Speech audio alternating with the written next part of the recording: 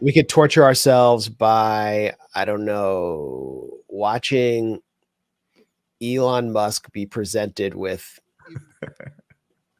a rocket fired from Gaza that says never again by a shady group calling itself the Jewish Voice of Europe, flanked by neocon child actor Ben Shapiro looking at his phone, Benacide Shapiro, at Auschwitz as the cucked billionaire Elon Musk sits down with this talentless, annoying little Zionist frenetic gerbil to legitimize genocide at Auschwitz. And I mean, we should actually like do a separate episode just responding to this because it was so insane. I actually watched it. Wow. And one of the most incredible moments arrived where Elon Musk actually says, just because a group is vulnerable or weak doesn't mean that doesn't mean they shouldn't be killed if they're trying to kill you, referring to the Palestinians in Gaza, flanked by this never again sign. What happens next is actually pretty crazy. I think we should show this. I'll like increase the speed and turn up the volume. This is worth watching. Okay, so a presentation comes on screen of tweets from the Jewish Holocaust. Okay, so the tweets are coming up, and it's people tweeting from, I can't believe what I just saw. The Nazis told Jews to get inside the synagogue, entire families, infants in their mother's arms. They've closed the doors and set the windows on fire. Basically, this is a presentation in Auschwitz for Elon Musk and Ben Shapiro's event. All these tweets that are supposedly, dated 1941, 1943. Sure, is this, we finally defeated the Juden terrorists in the Warsaw Ghetto, says Franz Conrad, who's a Twitter supporter of Hitler, and then people are clapping back. Then a Nazi propaganda site is saying, here's Auschwitz camp. Members of the thriving Jewish community in our camp perform a rehearsal with musical instruments. And then it's community noted saying, Jews are actually being subjected to genocide there. So the community notes save the day. And the community notes is one of Elon's big, free speech talking points, as if they're not being hijacked by Zionists. Okay, then another, stop the genocide now from Hans Mortimer, dated June 1944. He documented everything. Look at the drawings in the report and read the list. The Nazis are not playing games. And so everybody's documenting genocide on Twitter in the 1940s, the genocide of Jews.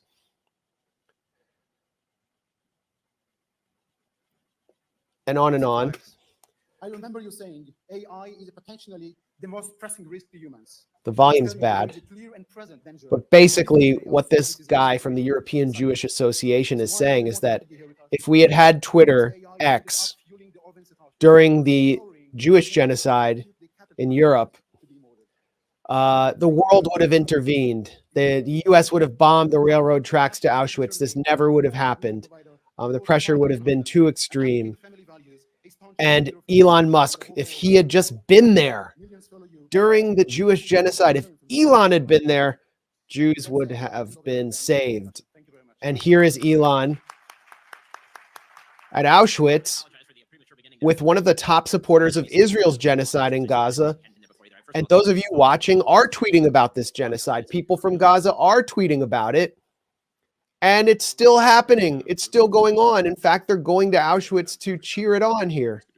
Well, Max, one caveat, they're tweeting about it when they're able to, because sometimes Israel shuts off all the internet access for them inside Gaza, right? So when but no one can say they don't know now. No, of course. No, I know. It's just, but I'm saying it's that worse that even their ability to communicate the outside world is sometimes cut off. But yeah, of course, we're all seeing the genocide unfold. I didn't know about this, so this is just unbelievable. And what is all this about? Because one time Elon Musk on Twitter said something like he mocked the ADL or something. He was like, he said they can go F themselves or something. And he also even liked or reposted or replied to an anti-Semitic tweet. So now to he has to bow down to the pro-genocide lobby around the world and, desecrate the memory of Holocaust victims to do it. Yeah, that's kind of what it's about. It really is about the ADL. It's about the Israel lobby and the ADL. They're running this huge campaign against Elon Musk, but the ADL, okay, they believe in it. Jonathan Greenblatt believes in what he's doing from a pro-Israel Zionist point of view, but the ADL is just a battering ram for the Democratic Party and the New York Times subscriber class that lost its base when Yoel Roth and the whole old censorious regime of Twitter got kicked out by Elon Musk. And so they're trying to get back in there, and the only way is to dislodge Elon. So they found this opening, paint him as an anti-Semite who's emboldening anti-Semites on Twitter and Nazis. And so Elon, in order to mollify the ADL, he's giving in to them. He can't go to Auschwitz with Jonathan Greenblatt. So he organized this trip with this dweeby podcaster, and it should be like beneath the dignity of someone as wealthy and prominent as Elon Musk in an oligarchy like the one we live in, to bring this talentless basement dweller, Ben Shapiro, out there. But that's what he has to do, because Ben Shapiro is an opponent of the ADL, because Ben Shapiro is a conservative, like a social conservative Republican. So he's mollifying the ADL by bringing another wing of the Israel lobby, the Republican wing, in order to give them basically some version of what the ADL wants without ceding total control of Twitter to the old, Democrat liberal censorship regime. That's what this is about. And if you watch the event, you see how utterly unspectacular Elon Musk is, just how uncharismatic he is, incoherent, unable to really string words together. He seems to be it's almost like he's reading like low IQ right-wing tweets in succession rather than speaking from his own intellect.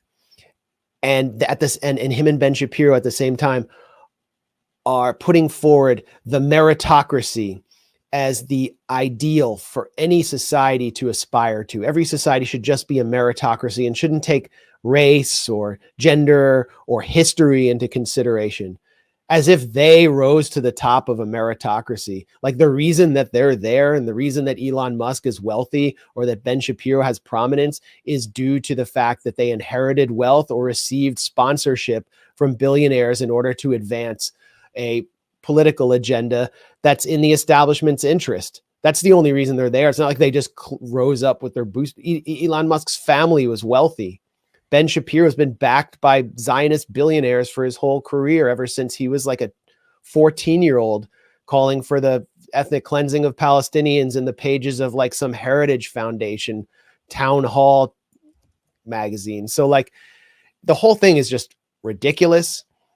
But the irony of it all is that it's being driven by the ADL. Elon Musk is being like pushed around by so many forces that are actually more powerful than him. So to call him the world's richest man is one thing. Technically, he might be that, but he's not independently wealthy.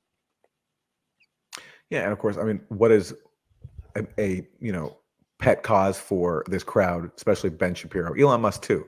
It's combating identitarianism, cancel culture, woke culture. Well, they're the biggest embodiments of that culture now, with their, like Ben Shapiro constantly railing about anti-Semitism on campuses, the firing of university presidents, the crackdown on students, which they support, including a chemical attack on students at Columbia recently, by Israeli soldiers who had just served there.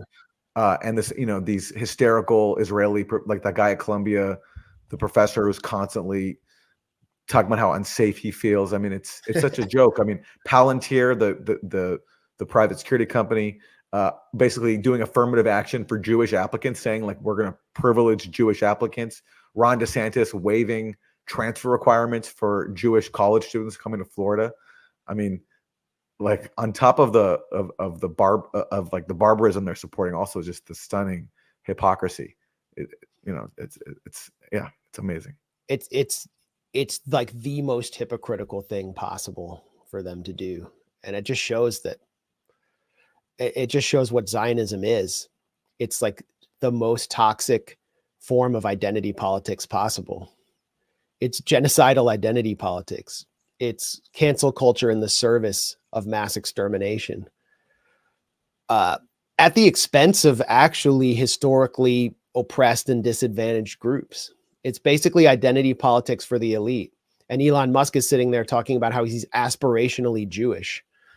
I mean, it couldn't be more clear what's going on there.